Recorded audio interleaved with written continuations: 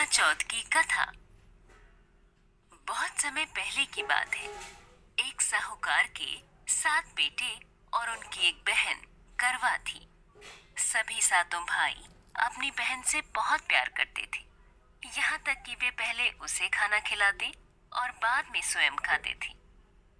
एक बार उनकी बहन ससुराल से मायके आई हुई थी। शाम को भाई जब अपना व्यापार व्यवसाय बंद करके घर आए तो देखा कि उनकी बहन बहुत व्याकुल थी।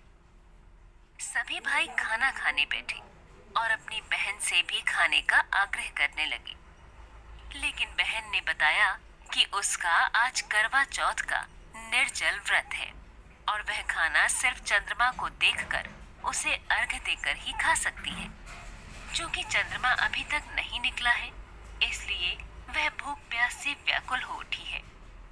सबसे छोटे भाई से अपनी बहन की हालत देखी नहीं जाती और वह दूर पीपल के पेड़ पर एक दीपक जलाकर जलने की ओट में रख देता है।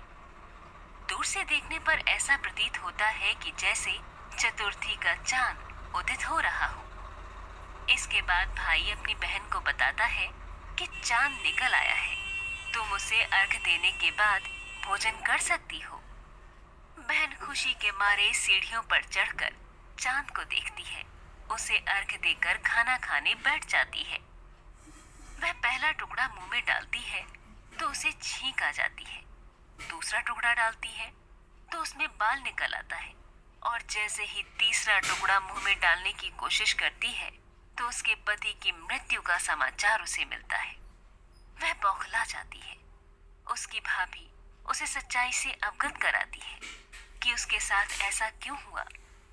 करवा चौथ का व्रत गलत तरीके से टूटने के कारण देवता उससे नाराज हो गए हैं और उन्होंने ऐसा किया है। सच्चाई जानने के बाद करवा निश्चय करती है कि वह अपने पति का अंतिम संस्कार नहीं होने देगी और अपने सतीत्व से उन्हें पुनर्जीवन दिलाकर रहेगी। वह पूरे 1 साल तक अपने पति के शव के पास बैठी रहती है, उसकी देखभाल करती है।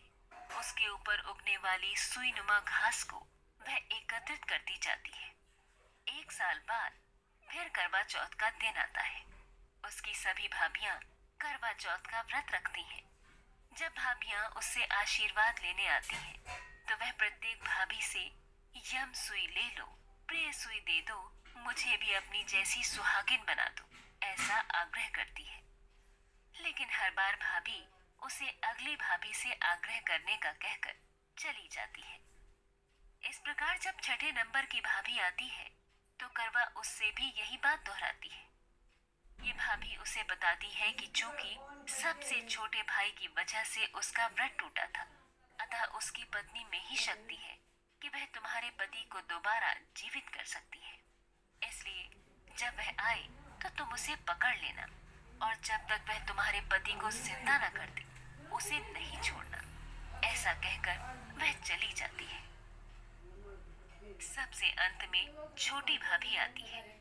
करवा उनसे भी सुहागिन बनने का आग्रह करती है, लेकिन वह टाल मटोली करने लगती है। इसे देख करवा उन्हें जोर से पकड़ लेती है और अपने सुहाग को जिंदा करने के लिए कहती है।